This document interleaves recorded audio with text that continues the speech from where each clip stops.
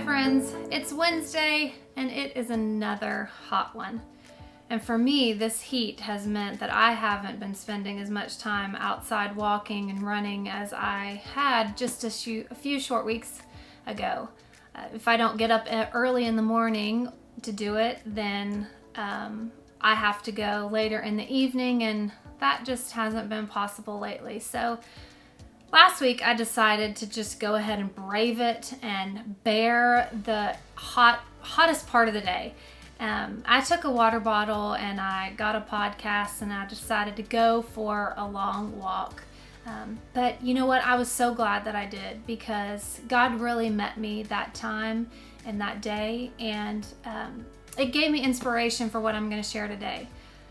So after I listened to my podcast, I was really enjoying my time and decided to turn on some worship music. And in that moment, as I was listening and just trying to hear from the Lord, one of my favorite songs came on.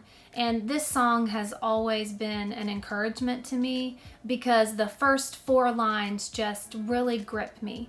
And for whatever reason, when I heard this song on this particular day, it just really was profound for what we are experiencing right now, and really what everyone is experiencing. The first lines say this. They say, "I can't go back to the beginning. I can't control what tomorrow will bring. But I know here in the middle is the place where you promised to be." And I just thought about that concept of being in the middle. We are all in the middle of this COVID season.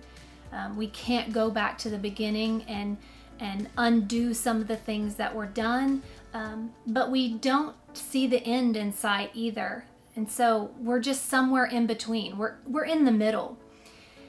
For some of you, that concept means something different. Maybe you're in the middle of a move. We have some friends who sold their house but haven't found a house to move into. So they're stuck in a rental home, kind of in transition. They don't know where they'll end up, but they know that they can't go back to their other home.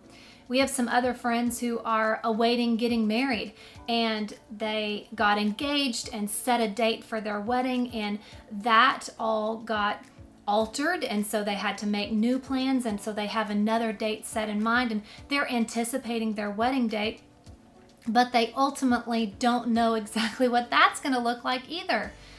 I know for a lot of you during this season, you're waiting for a job. You've lost your job, you haven't found a new job, so you're in the middle of that process, waiting, hoping, looking for whatever is next. I think all of us, if we look at our life, can find some area where we all are in the middle. And that also can invoke different emotions as well. For some, like a wedding, that's a joyous anticipation. That's something that's exciting. But for others, in being jobless or homeless, that may cause anxiety or stress or hopelessness. And so wherever you are in your state of being in the middle, I want you to remember this. Matthew 7:7-8 says, "Ask and it will be given to you. Seek and you will find. Knock and the door will be opened to you. For everyone who asks receives. He who seeks finds. And to him who knocks, the door will be opened." I was brought back to this scripture just in response to this concept of being in the middle, because I just thought, you know what? Sometimes being in the middle of things is frustrating. It's overwhelming. It's disappointing. And even if it's exciting, there's still this anxiousness to just get to the end. And in all of that, we sometimes forget that God is still in the midst of it.